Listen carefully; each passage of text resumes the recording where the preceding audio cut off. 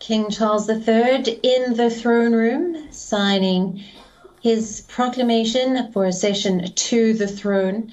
We just heard his speech, which was, as expected, similar to his first address to the nation yesterday, saying my mother's reign was unequaled and that she had given him a great example of love and duty.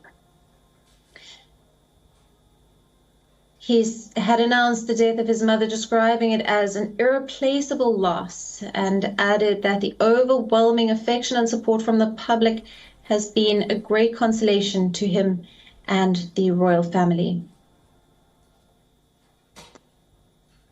The nation catching their first glimpse of the new king, for the first time this ceremony being televised.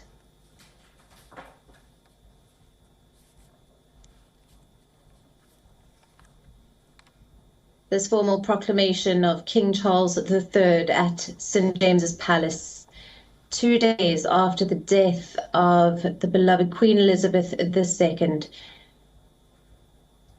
How Charles automatically became Britain's new monarch on the death of Queen Elizabeth II, who passed away at Balmoral Castle on Thursday afternoon.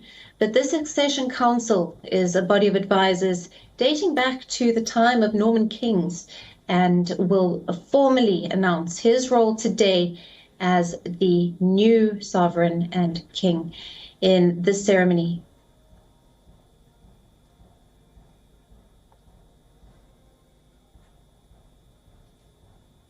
King Charles III reading his statement to his late mother was similar to the emotional tribute that we heard during his first address last night,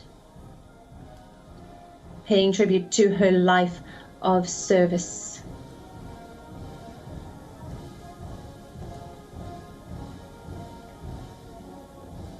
The king said that she gave him a great example of love and duty, adding, and I quote, "My mother's reign was unequaled."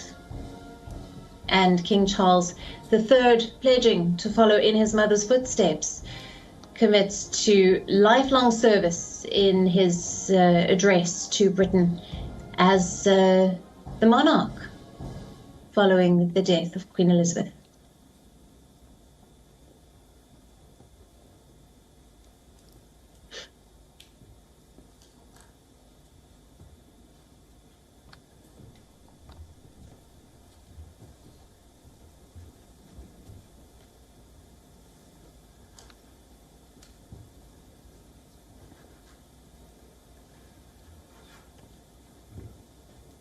A historic accession councils proclaimed Charles III as Britain's new king following the death of his mother, Queen Elizabeth II, who was aged 96 at Balmoral Castle on Thursday evening. Now, the televised council being held at St. James's Palace in London. Your Majesty's declaration to be made public. Approved. Draft of an order in council for recording the oath relating to the security of the Church of Scotland, to be transmitted to the Court of Session, to be recorded in the books of Sediment, and afterwards lodged in the State Papers of Scotland and in the Council Register. Approved. Draft order in council determining the form of proclamation for proclaiming Your Majesty in the realms and in the British Overseas Territories. Approved. Draft of an order in council authorising the Lord Chancellor to make use of the Great Seal for sealing all things whatsoever that pass the Great Seal until another Great Seal be prepared and authorised. Approved. Draft of an order in council authorising the Lord Privy Seal, if need be, to make use of the existing Privy Seal until another Privy Seal is prepared and authorised. Approved. Drafts of 3 orders in council authorising Your Majesty's principal Secretaries of State, the Lord Chancellor of the Exchequer and the Chancellor of the Duchy of Lancaster, to use the existing seals until other seals be prepared and authorised. Approved. Draft of an order in Council authorising Your Majesty's Secretary of State for Northern Ireland to make use of the existing Great Seal of Northern Ireland until another seal be prepared and authorised. Approved. Draft of an order in Council authorising Your Majesty's First Minister of Scotland to make use of the Great Seal of Scotland until another Great Seal of Scotland be prepared and authorised. Approved. Draft of an order in Council authorising Your Majesty's First Minister of Wales to make use of the existing Welsh seal until another Welsh seal be prepared and authorised. Approved.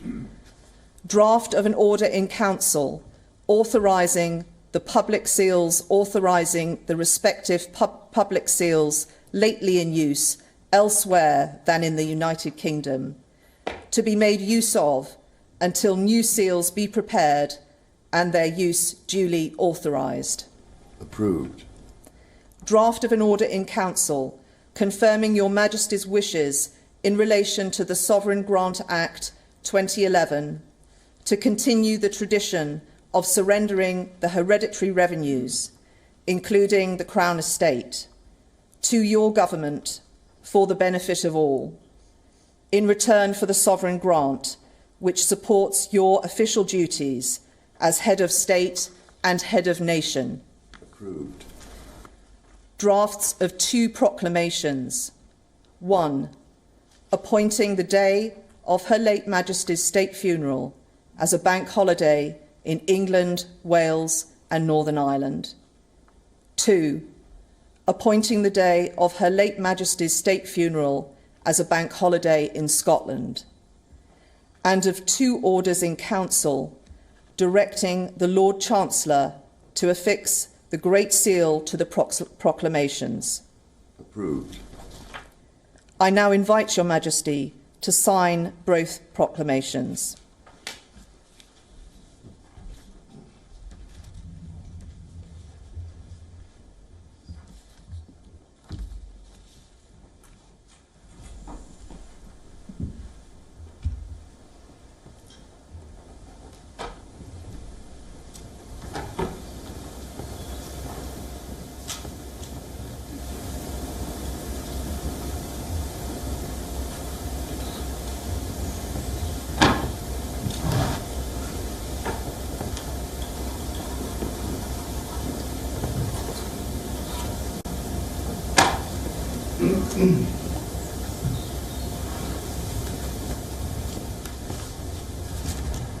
And that, Your Majesty, concludes today's business for the Council.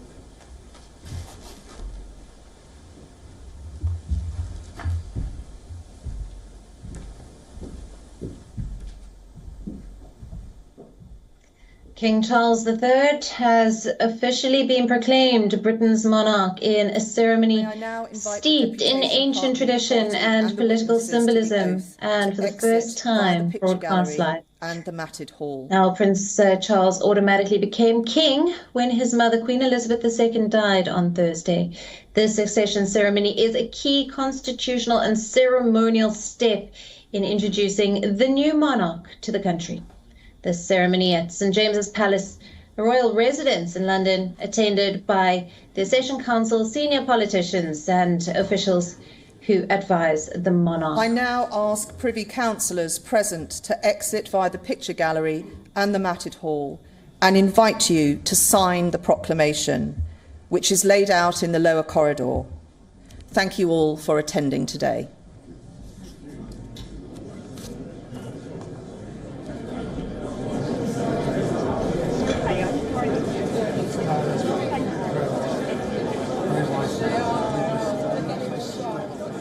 King Charles III has been officially proclaimed Britain's new monarch. In this ceremony that we have seen the visuals coming from the throne room, for the first time being broadcast live, ceremony steeped in ancient tradition, political symbolism, Charles automatically became the king when his mother, Queen Elizabeth II, died on Thursday. But this accession ceremony is a key constitutional and ceremonial step in introducing the new monarch to the country. Those in attendance, we've seen former prime ministers and British party leaders present at St James's Palace for King Charles's accession. We have seen Labour leader Keir Starmer and former Labour leaders Tony Blair and Gordon Brown. Also former Conservative Party leaders Boris Johnson, David Cameron and Theresa May, all present to witness the ceremony. This historic accession council proclaimed Charles III as Britain's new king following the death of his mother, Queen Elizabeth II, at aged 96.